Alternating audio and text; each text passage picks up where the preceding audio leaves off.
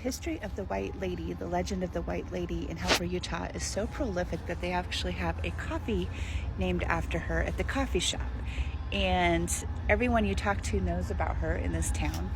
And what happened was there's a little mining district in Spring Canyon. It's a ghost town now, but it was a little town of Latuda where her husband and possibly son were killed in a mining disaster, leaving her penniless and destitute. Now I want you to think about this. After her husband and son were apparently killed, the mining company told her she had to get out of the house because that belonged to the mining company. So she was penniless and destitute. And I want you to put yourself in this woman's shoes. She was likely a European immigrant, and so she would have had to, it was the early 1900s, so she would have had to make her way across the country, find a boat, and take a 1 month trip back to her homeland, which would be impossible if you're penniless and destitute. So she was utterly desperate. She went to the mining company and begged to be able to keep the house or be compensated in some way, and they refused.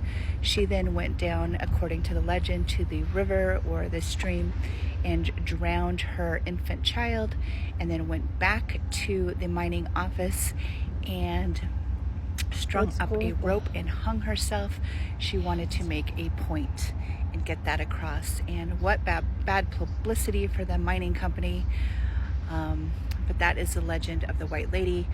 Miners in the area talked about her for years and years. It was a bad omen to have a woman near the mine. Oh, here's the train. A bad omen to have any woman near the entrance of the mine, but she appeared in the mine and the mining office quite frequently, often warning the miners not to go down a certain shaft or into a certain tunnel, because if they saw the White Lady, that would be their cue to turn around. So legend also has it she saved a lot of lives, because if you saw the White Lady, you would turn around. So my daughter and I went to Spring Canyon, where Latuda is, around dusk. I wouldn't have gone there by myself. Beautiful canyon, but definitely a strange vibe. You could tell there's a lot of history here, a lot of dilapidated old buildings, a lot of ruins.